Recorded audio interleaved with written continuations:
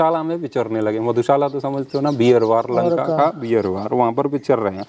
तो वहाँ कोई स्त्रियाँ क्रीड़ा करने से थकी हुई थीं, तो कोई गीत गाने से, क्रीड़ा का अर्थ समझते हैं, ठीक है, दूसरे नृत्य करके थक गई थीं, और कितनी ही स्त्रियां अधिक मद्यपान करके अचेत हो रही थीं। मद्य का सेवन स्त्रियां भी करती थी लंका में, कुछ ऐसी स्त्रियां थी चेयर्स कर रहे हैं, ठीक है, वो सब करने के रति क्रीड़ा के बाद और मद्यपान के बाद, मतलब मदिरा पी लिया उन्होंने और रति क्रिया भोग करके, रति क्रिया का इसमें आगे भी लिखा है, ठीक है। तो वो सब, अब ये क्या है, ये वैश्यालय नहीं है तो क्या है, ठीक है। इसका प्रमाण, बहुत सी स्त्रियां ढोल, मृदंग और चेलिका नामक वाद्यों पर अपने अंगों को टेक कर सो गई थीं, तथा दूसरी महिलाएं अच्छे अच्छे बिछौनों पर सोई हुई थीं।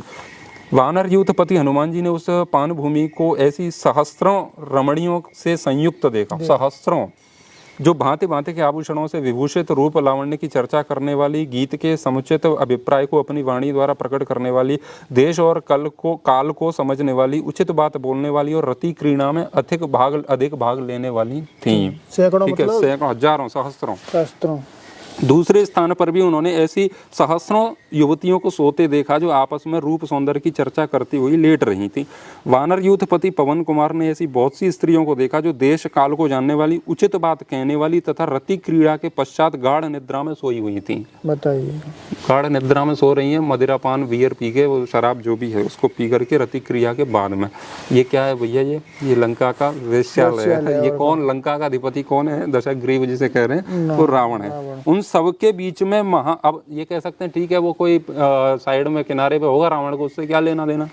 उसका अगला श्लोक है, वो कह रहा है, तासाम मध्य महाबाहु शुशुभे राक्षसेश्वरा। तासाम मध्य, ठीक है, इसका हिंदी में देखेंगे तो कहेंगे कि उन सबके बीच में महाबाहु राक्षस राज रावण विशाल गौशाला में श्रेष्ठ गौओं के बीच सोए हुए सांड की भांति शोभा पा रहा है। जैसे गौशाला में कोई बहुत सारी गायें हैं तो उसमें एक सुंदर सा सांड ऐसे शोभायमान होता है ना, ऐसे रावण उनके बीच में पड़ा हुआ उस सांड की भांति शोभायमान हो रहा है।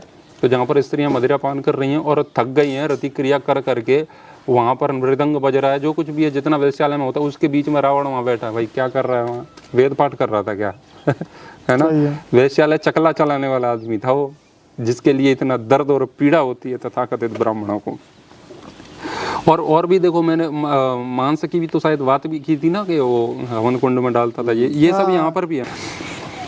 उस महाकाय राक्षस राज के भवन में कपि श्रेष्ठ हनुमान ने वह पान भूमि देखी, जो संपूर्ण मनोवांछित भोगों से संपन्न थी। उस मधुशाला में अलग अलग मृगों, भैंसों और सुअरों के मांस रखे गए थे, अच्छा, जिन्हें हनुमान जी ने देखा।